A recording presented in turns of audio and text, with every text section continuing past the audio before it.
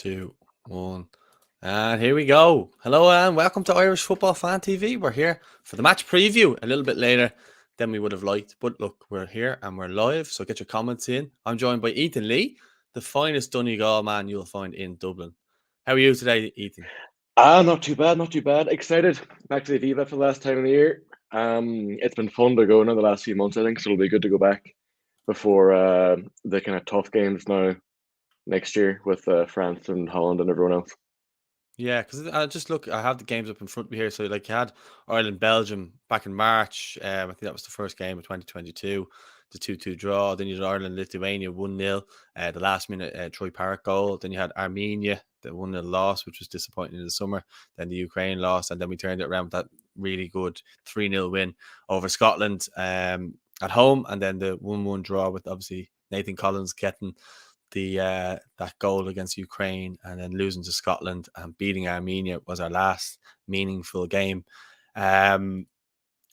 We will touch a bit on Norway. They have a bit of a depleted squad, so I'm looking at this a bit like it's a game that we should win, in my opinion. They've a couple of good players, but overall, I think that we could go into this a bit optimistic considering we beat Scotland, but others will say maybe Scotland was a fluke. So, what is your kind of feelings after listening out those games and just, I suppose, your feelings ahead of tonight?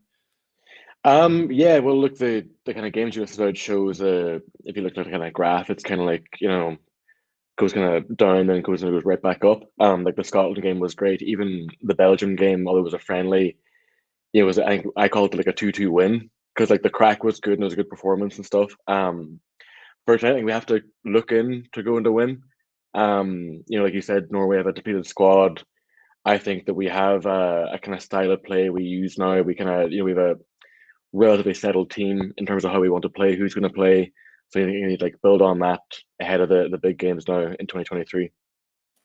Yeah, I think if we can make a good impression tonight and get a good win, because of the way the Armenia game, everyone was on Stephen Kenny's case. Oh, look at the way we didn't shut up shop. Look at the way he didn't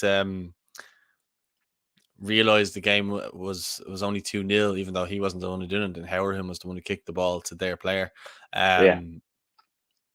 But like, he just doesn't seem like he can win no matter what he does. It's like when he wins, he's the messiah to a lot of people, and when he loses, he's the worst manager of all time. Now, records would haven't gone in his favor in terms of games as well, but we know what he's done in that process. You look at so many of the players that have come in, even look at Nathan Collins, and I spoke about that Lithuania game and how much he's grown since that game back in March, and how he finished the season so strongly with Burnley last year, got his move to Wolves. He's arguably our best defender now, or most important. That you wouldn't have said that a while ago. You got players like Omar Bamadeli, who keeps getting injured, unfortunately, but looks like a really promising player. And then you've got obviously Darragh back there as well. And John Egan is, prolific as anything these days for Ireland. Yeah, except maybe he should be playing up front. But no, I have to agree. I think that Stephen's really somewhere in the middle. But a big thing I find, as I've been going, the last 10 years or so to the Diva, and it's fun to go again, if that makes sense. Like you go and you're going to see these young, exciting prospects. They're going to try and play football. It doesn't always work out, unfortunately, and there's merits in knowing who you're playing and playing your opponent the right way. But you're excited to go again, and that's like something I think Stephen's given us that we didn't have the last couple of years. Yeah, but like he was actually like, I remember you on a few watch-alongs and stuff like that, and I was at the games and we were playing exciting football. It might not have looked as exciting on the TV, but I think as soon as fans got back in, and maybe there was that appreciation for live football once things opened up again, that people went and they were entertained. Like the game against Portugal and stuff like that. You think of those games, and they were entertaining games. Players like Jamie McGrath and stuff like that, and Nathan Fitzpatrick, have to mention him in the comments there, who came in and looked totally at ease at international football. That game away, he was outstanding. I think he was the one who set up the corner for John Egan. I'm pretty sure he was.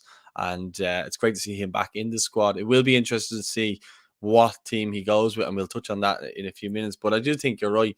It definitely has been a lot more exciting going and watching us now. I know we got out of jail against Armenia, and had that finished 2-2, there would have been awful knives out for the manager and the team. But as I always say, like the manager can only do so much. He can't put he can't put his boots on, go out there and win the game for us. Like some people seem to think that he can. Yeah, and even if you look at the goals, like it was the Herhan mistake and great finish. One of them, like there's some things, well, they shouldn't be happening. You can't legislate for in a football match. Like it's just the reality of the game. You can set your team up, go out, but then it's football is a fluid game. There's no like phases to play like in American football where you can draw plays. It's just that's the way football works. But it'll be interesting to see who he goes with tonight. Like you said, there's some lads in the squad you can see in the comments, like Smallbone, McGrath. We mentioned Evan Ferguson off camera.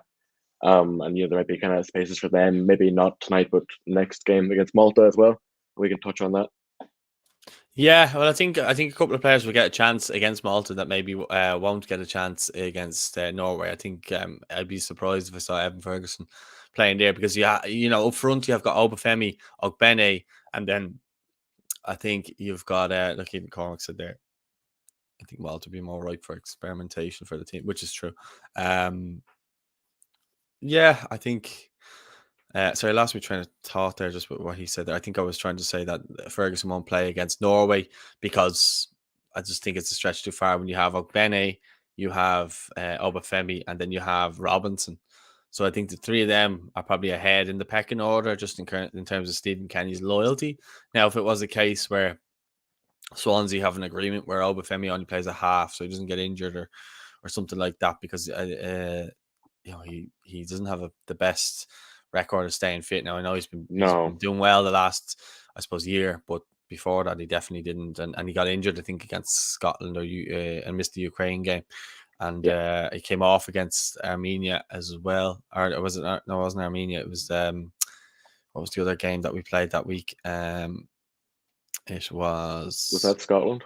Oh no, sorry, he scored against Armenia. It was Armenia. I think he went off then in the game as well. So yeah, it's just if he's maybe told to take a rest, Chio, I imagine, will play the full 90 if he starts, and then you've got Robinson. Don't forget that around this time last year wasn't he our main man scoring goals and stuff like that. So it's mad how it changes like that. So I think Malta would be more of a case of experimentation for the likes of Evan Ferguson and maybe even Smallbone if he doesn't play tonight. I've picked him in my starting 11. I hope he starts with Malumbi and Cullen in midfield. But the likelihood is Stephen Kenny will probably go with Hendrick in ahead of one of them too. Probably. I think if of the two, if you put Smallbone and Everson Ferguson, I'd say of the two, Smallbone is the best chance to get some game time tonight, even if he doesn't start. Because he can kind of play along the midfield in kind of different spots. He's more versatile. I think it's easier to throw on someone who's got more experience at senior level, obviously as well. So he's going to be more accustomed to the setting. Yeah, no, definitely. And I think, you even think of players like Alan Brown, who's come in, done well for us and scored goals for us. Maybe not as effective in overall play, but when he's in around the box, he's actually quite lethal for Ireland and he's done quite well. So it will be an interesting situation to see who he actually plays. I mean, I've given my lineup. My lineup was Bazunu, back three of Collins, Egan, O'Shea, wing back Starty, Robbie Brady, midfields Cullen Malumbi, and small one up front Chiadozi, Ogbene, and Obafemi. Who would yours be if you were to? I'd probably go all the same as you. I'd like to see Smallbone start. I don't think he will. I think that it probably go for Hendrick or even maybe Alan Brown.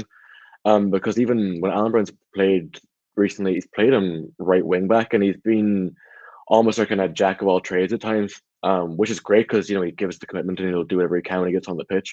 But it'd be nice to maybe see him get a run in centre midfield with Colin Malumbi, and he maybe gets that a bit more freedom to go on up the pitch and express himself. Yeah, especially without Jason Knight in the squad. Yeah, no, I think so, and I think he also should be. I think he probably should be a bit higher in the pecking order, but for some reason he's not. And yeah, it's unfortunate for him, but players have come in and done better than him, I suppose. Maybe not goals wise, but in terms of affecting the overall play.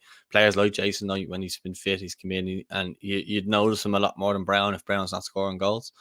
I did think it was a bit surprising that Ryan Manning didn't get called up, considering how well he's been playing for Swansea. Yeah, I think I think the weird one, because I think he's been maybe harmed by the resurgence of Robbie Brady, obviously, who is back and flying it, and it's fantastic to see. Um, but even then, before that, I'm not sure. Maybe it's going to turn that Kenny really, is that big a fan of Manning. I think he's maybe at times he could have played him before, and maybe didn't give him the nod. Maybe it's a tactical or a stylistic thing. He likes having someone like maybe McLean or Brady that he knows he's going to get in terms of on the attacking end as well, that he maybe thinks Manning doesn't bring to the same degree. But I agree, would like to see him maybe get a run, even against Malta or someone else, since we've got the slightly bigger squad as well, the 26. Yeah, obviously we just people come in there. The Podge Quinn says, should we be blooding some wing back? Says Coleman, Doherty, Brady, McLean are all 30 plus. Can't Brian says can't understand the Manning omission. So yeah, I think a lot of people can't understand that situation. But look, it is what it is. I think if he goes with that squad tonight, we have a good chance of at least getting a decent result. I don't think we're going to hammer them. I still think they have good players. Like Odegaard's top of the Premier League with Arsenal. He's their captain. They've got Elianusi at Southampton. They have a few La Liga players as well in there too. So like, I'll just kind of maybe go through their squads there. Like, Yeah, if you can, because I can't bring it up here. well, there's Um, Haaland, Sorloth, Josh King are all out as you told me off camera as well, and then you've got Sander Berg who's out as well, and then who else have they got? Christoph Euer, not in there either. So I don't like looking around the rest of them. I don't feel like we've interfered. There's players playing for Nuremberg and Mönchengladbach. I think that team is there. Sassuolo. Torsvet plays for Sassuolo, yeah. whatever you want to call them. Yeah, Uh, one of them, yeah. But Aaron yeah, I'm Connolly's looking at it teammate, here. Dennis Johnson at Venezia. And then you have a lot at Molde, which Shamrock Rovers fans may know, Yeah. Solbakken and stuff like that. So, like, I looking around, the only ones that I think are actually going to be playing from that are Odegaard and Elianusi. I'll go through their results from the start of the year. So they beat Norway, beat Slovakia 2-0 in March. They hammered Armenia 9-0. Armenia getting a red card in that game. 9-0, that was in March. Then they beat Serbia actually in the Nations League. They got beaten by Sweden. Oh, sorry, they beat Sweden 2-1. So they're two really big results. They drew 0-0 with Slovenia. They beat Sweden 3-2 again in the summer, and then they got beaten by Slovenia. And then Serbia beat them 2-0 at home. Serbia were away in that game. So they obviously, but that was with their better players. So I mean, look, it is what it is. I think it's going to be a mixed bag tonight for them. So, what do you think? Yeah. Yeah, I think even if you looked at Haaland, like they're saying in the press, he's gonna probably play their next game at home against Finland. So even that could be in their psyche because like I don't know, I'm not from Scandinavia, but that might be something of a like a derby game for them or a bit more kind of crack in that for them. So they might even have in the back of their mind they want to come and play well here, but they might have a bigger game, next against Finland that people are gonna, in front of their home crowd at a home game that obviously matters more, especially in a friendly. They want to come and get a result. They want the lads that maybe are getting a chance because of all the injuries want to show what it means to play for the country. They'll have a chance to get their spots whenever the whole team's fit. But like you said, I think that this game we should go in with some confidence. You went through the squad, they're missing a lot of their best players. There's no massive world beaters outside of Odegaard, obviously, who is a top player, and even like we saw in the Denmark games before with Christian Eriksen, having a player like that at the top of the game can win games by himself. So you need to be careful there. But it's definitely a game we can get a good result in. No, I agree. I think we have to be the team that starts off well. We have to be the team that puts it to them rather than being pushed back. Especially, look, I mean, we played a Belgium second string, got a good result against them, but we switched off for a second and Batshuayi scored a great goal. So, like, we need to be, or we actually only gave him at half a yard and he punished us. Mind you, he doesn't do it at Premier League level, but anyway, he always seems to do it against us, and players always seem to do it against us. Nicholas Bentner is another one that springs to mind. But Yeah, even Mitrovic when he's obviously been better, but he wasn't on a great run of form at club level. Played yeah, us, and it was like handouts. yeah, he turned into Maradona. Um, I think he actually he went on a good run of form after that, and that was the start for him. So fair play to him. But obviously he's quality. Your man says for Luxembourg Till as well. Do you Don't know why. think, is there a chance that Kelleher starts? I don't think so. I think Okay. Bazunu is first choice just purely down to the fact that he's playing Premier League level week in, week Yeah, out. no, I would agree, but just I guess it's been a while since he's played because he was injured the last round of games and stuff. So I guess that's the only thing in the back of my mind. Yeah, Jurgen Klopp probably gonna be there with boxing gloves if he starts. It's Stephen Kenny and the coaching staff because he was trying to make a big deal over him. But look, it is what it is. I think, I think it's a game that we should all be looking forward to. If anyone's going to the game tonight, I hope you enjoy it. And I suppose just to finish off, Ethan, we will get your prediction, your score prediction. I'm gonna say we're gonna win 2-0.